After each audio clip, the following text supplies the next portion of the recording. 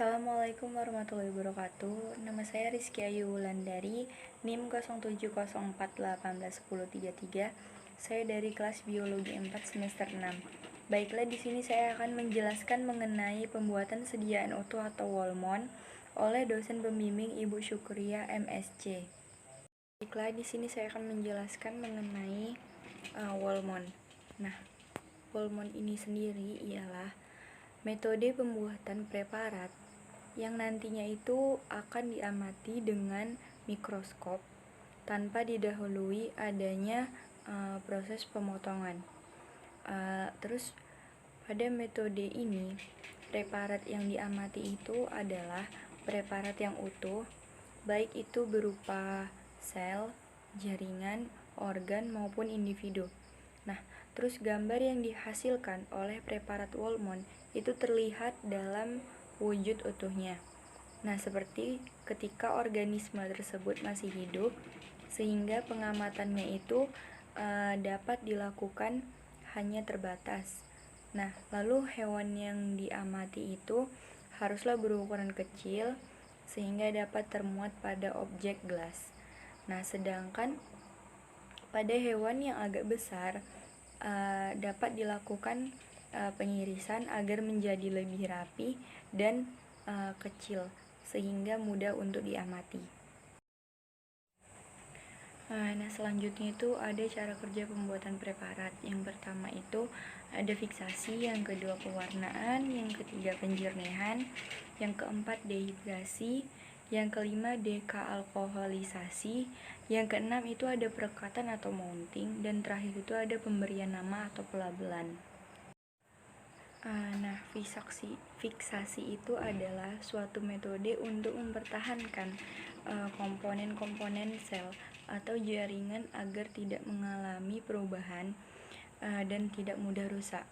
Nah, proses fiksasi ini diharapkan setiap molekul pada jaringan yang hidup itu tetap berada pada tempatnya dan tidak ada molekul baru yang timbul pada prosesnya.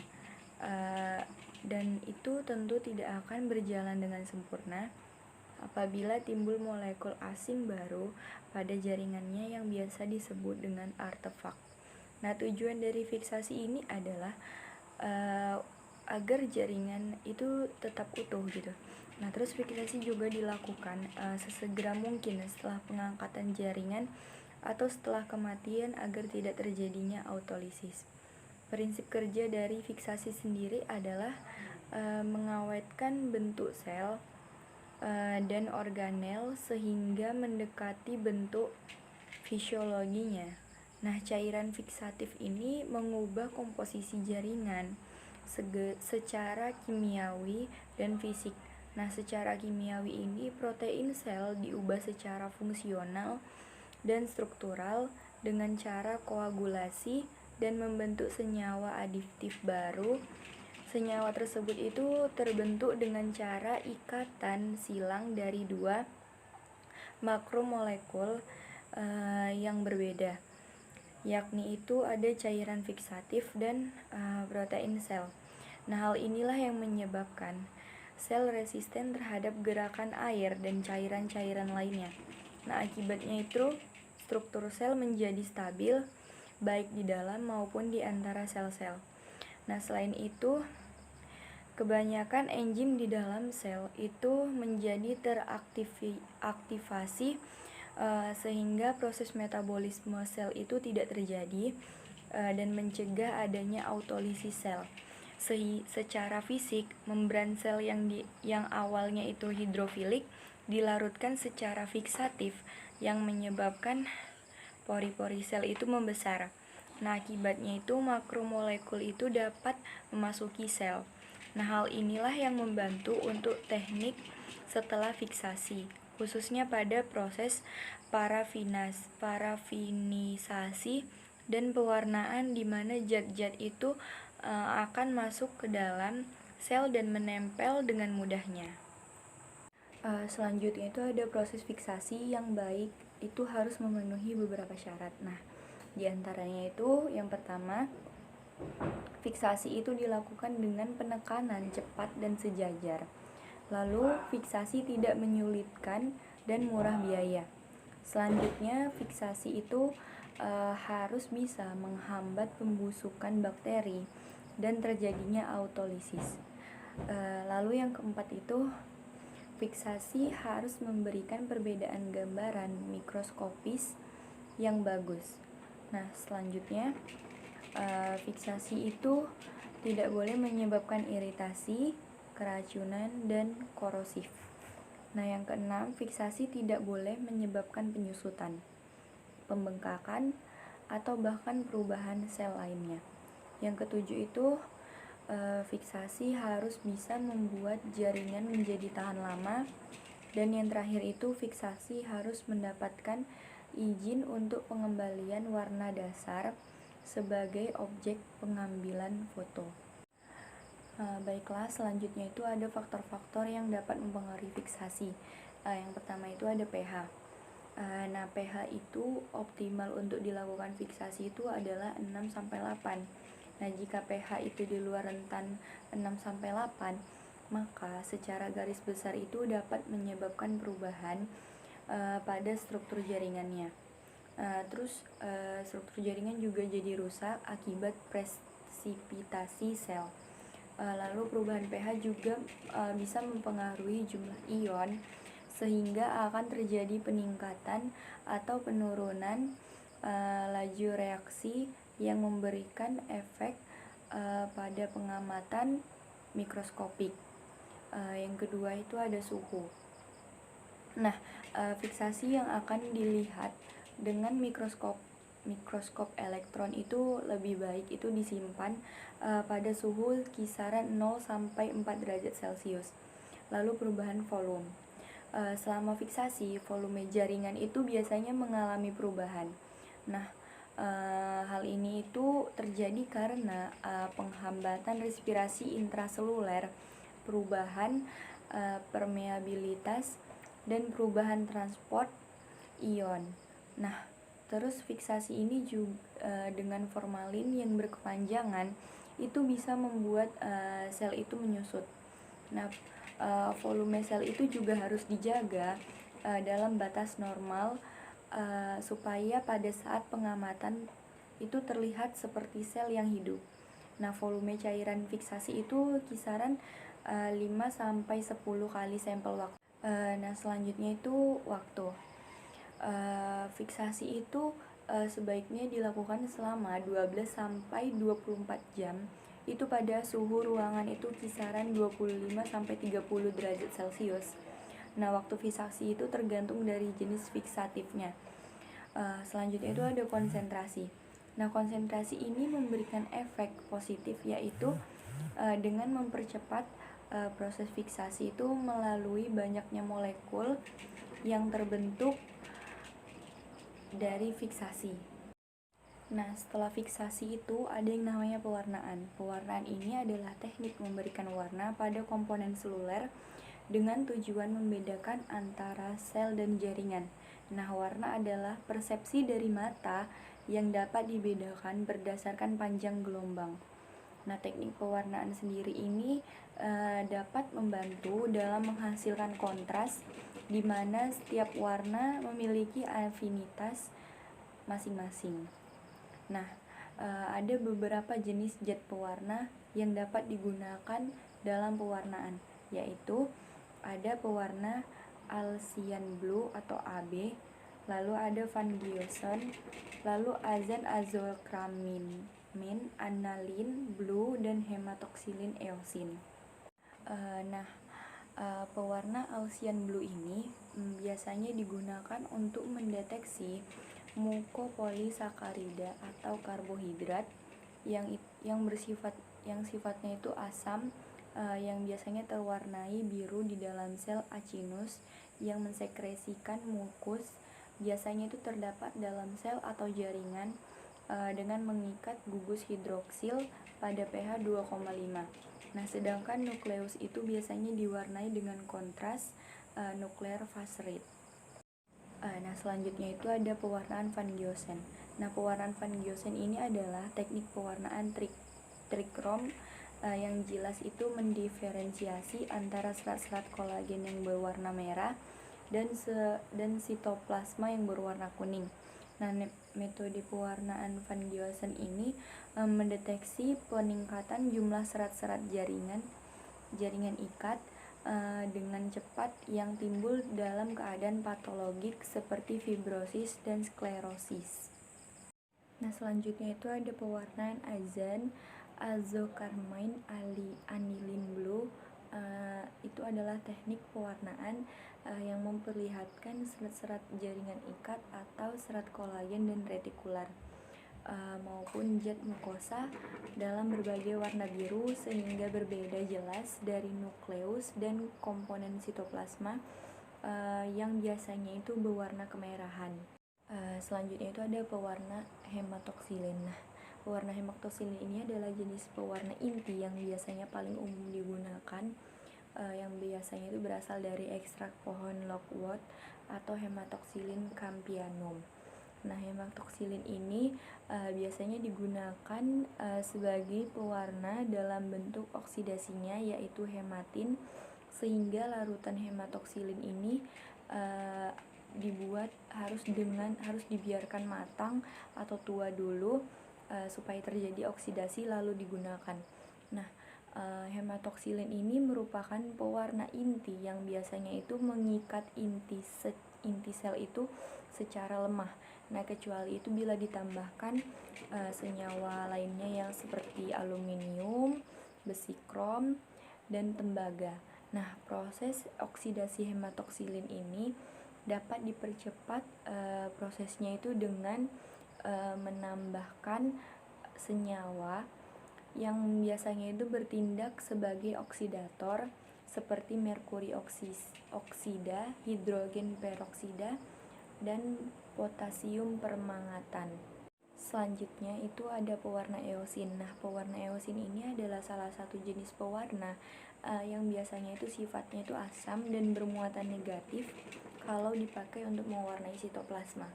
Nah, eosin ini juga memberikan warna merah atau merah muda ketika berikatan dengan struktur basa dalam struktur sel yang terpulas itu meliputi sebagian besar protein dalam sitoplasma dan beberapa serabut ekstraseluler. Nah, yang terakhir itu ada hematoksilin dan eosin. Hematoksilin dan eosin ini adalah metode pewarnaan yang fungsinya itu ganda. Nah, fungsi pertama itu memungkinkan pengenalan komponen jaringan tertentu dengan cara memulasnya itu secara diferensial. Nah, fungsi kedua itu adalah dapat mewarnai dengan tingkat atau derajat warna yang berbeda, lalu menghasilkan kedalaman warna yang berbeda juga. Nah, pada pulasan hematoksilin eosin ini, kompleks pewarna hematoksilin ini berwarna ungu tua. Nah, sedangkan pewarna eosin ini biasanya memberikan warna merah muda sampai merah pada komponen jaringan yang tidak terpulas ungu biru oleh hematoksilin gitu. Nah, selanjutnya hematoksilin ini bekerja sebagai pewarna basa, lalu zat yang mewarnai unsur basofilik pada jaringan. Nah, eosin ini bersifat asam serta memulas komponen asidofilik pada jaringan.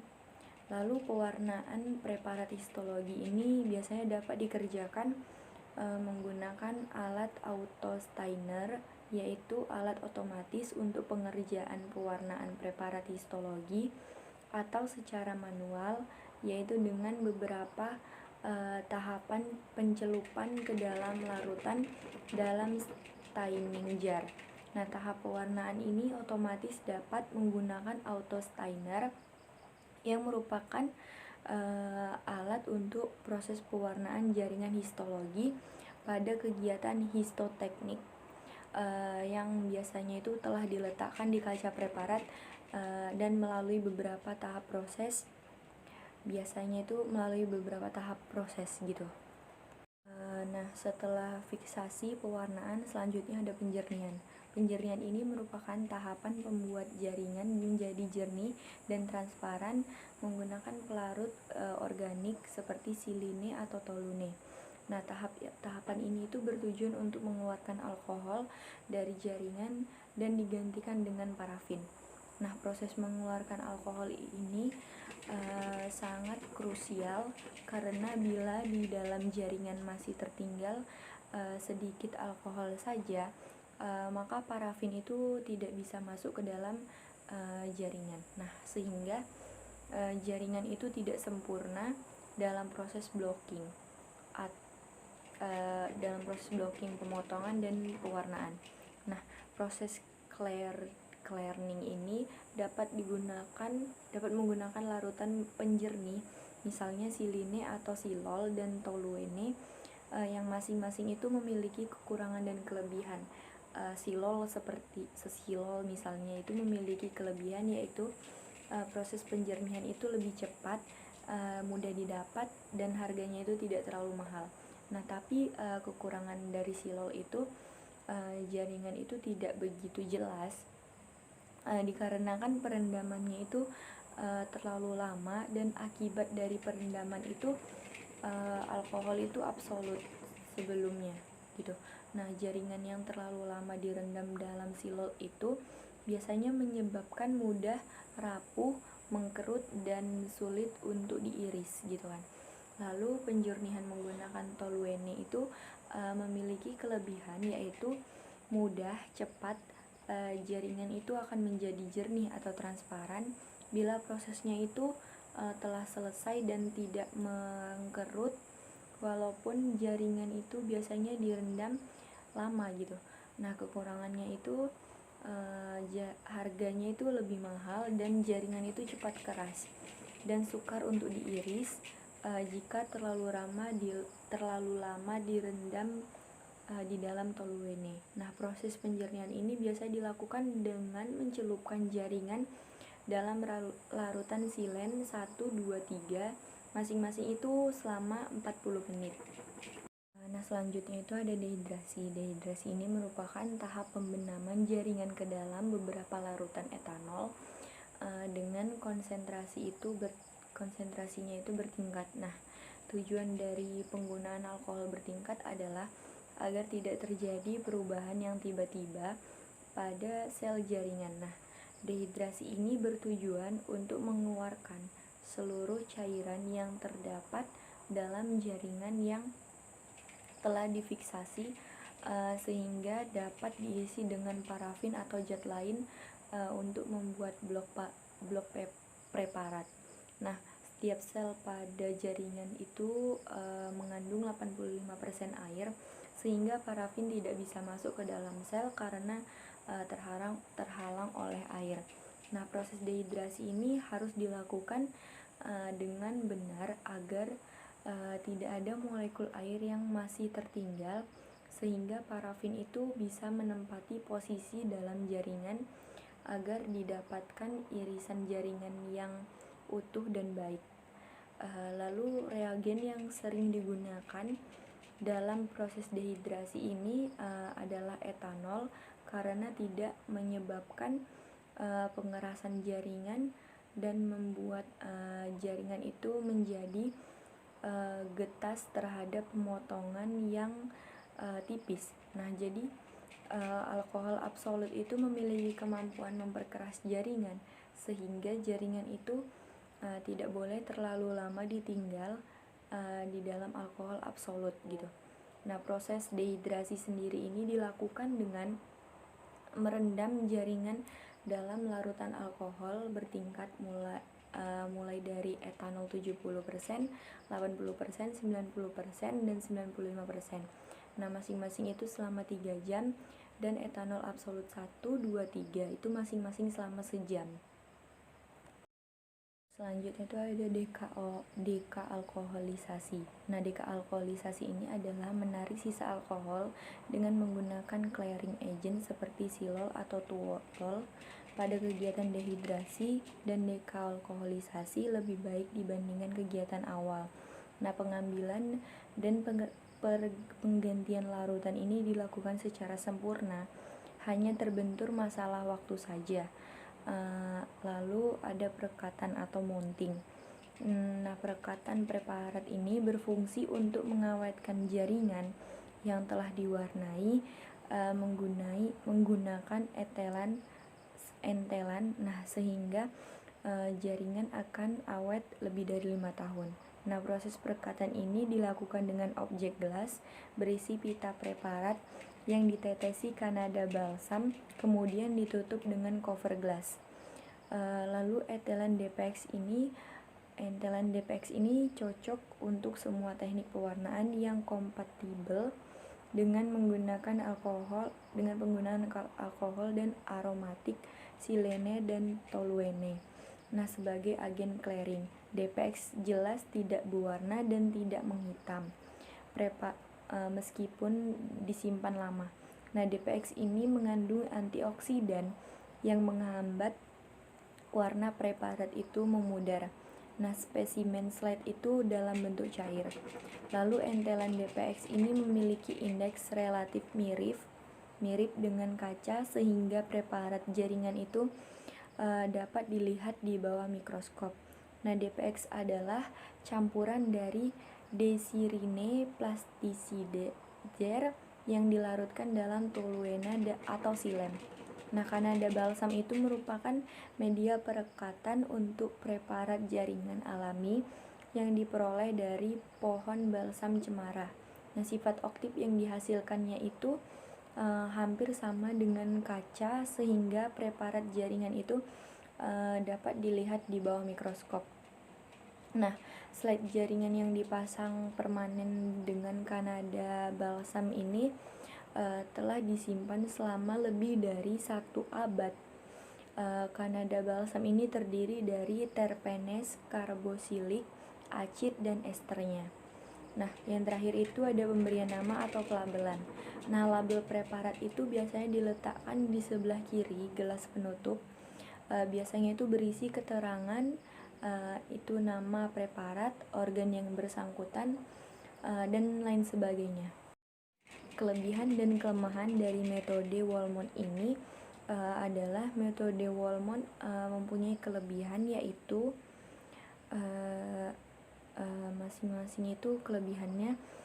Metode ini tuh dapat mengamati seluruh bagian tanaman atau hewan dengan jelas tiap bagian-bagiannya. Nah, sedangkan kelemahannya itu metode Walmont ini hanya bisa dilakukan pada tanaman atau hewan dengan ukuran yang small saja, tidak bisa tanaman atau hewan yang ukurannya itu big, sehingga metode ini itu perlu terus dikembangkan dengan melakukan berbagai percobaan. Baiklah, sekian penjelasan dari saya. Jika ada kesalahan kata atau pengucapan, saya mohon maaf. Saya akhiri. Wabillahi taufiq wal hidayah. Wassalamualaikum warahmatullahi wabarakatuh.